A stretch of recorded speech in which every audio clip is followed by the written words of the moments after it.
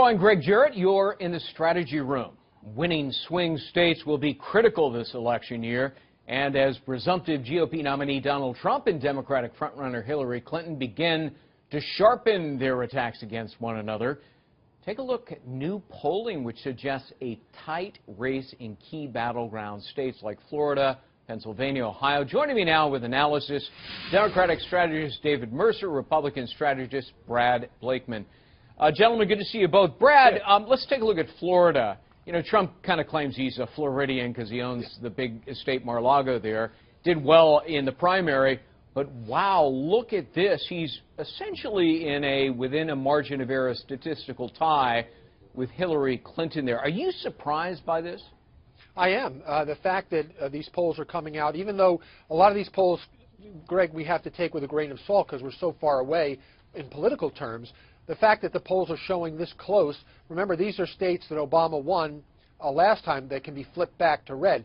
Republicans must win Florida and Ohio to win a general election. This is good news for Donald Trump, especially the news about Pennsylvania. Yeah, and it's not just Florida, but it is a couple of other important swing states, David. Ohio, Trump actually beats Clinton outside the margin of error, 43 to 39%. Then you move on to Pennsylvania, and again, statistical tie within the margin of error, 43-42, Clinton over Trump. What do you make of this? I make the same thing as Brad alluded to, and that is it's way too early.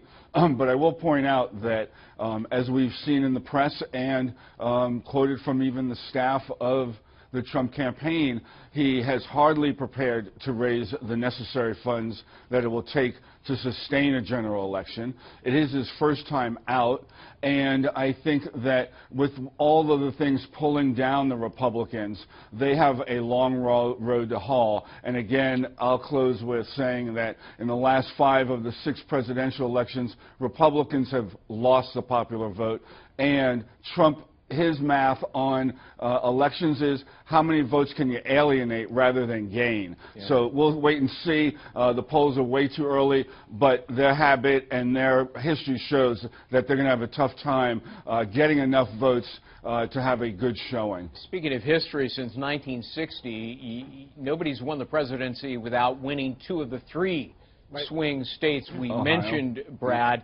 But even though Hillary Clinton leads in nearly every nationwide general election poll and leads considerably, Rasmussen poll being an outlier.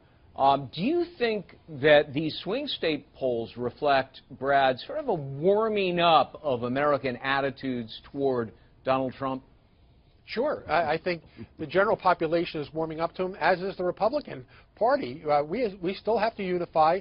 His meeting on Thursday will be important with the Speaker of the House.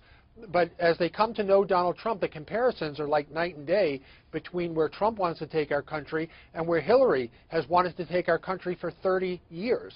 So I think at the end of the day, the polls are going to be really close.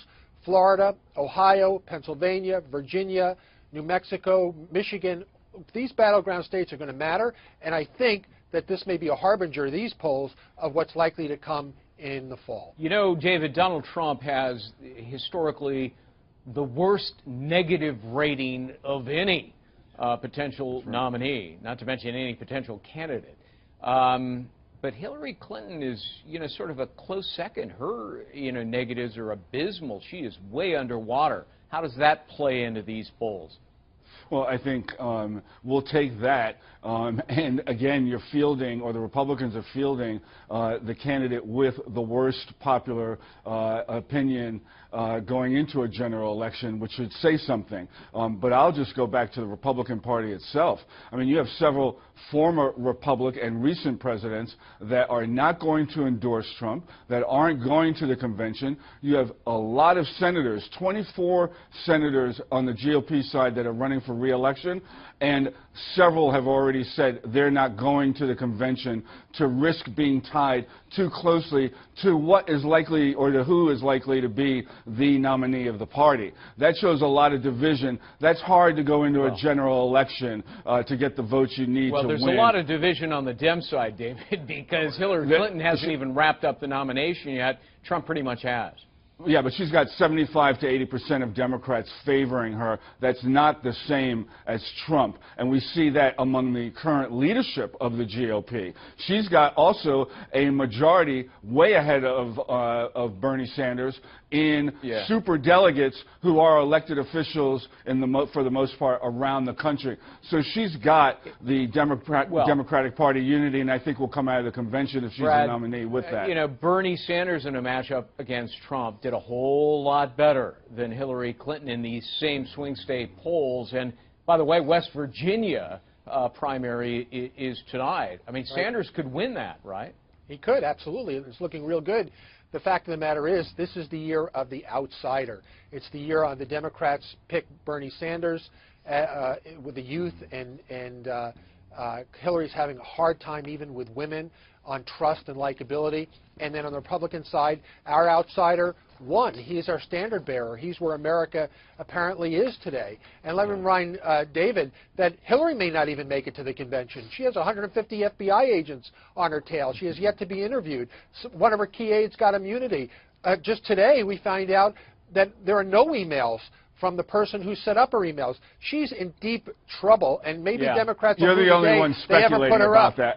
No, that's not true at all. It's widely known as the FBI primary, David. Sure. All right, David and Brad, good to see you both. Thanks. For complete coverage of the 2016 election, go to foxnews.com. I'm Greg Jarrett.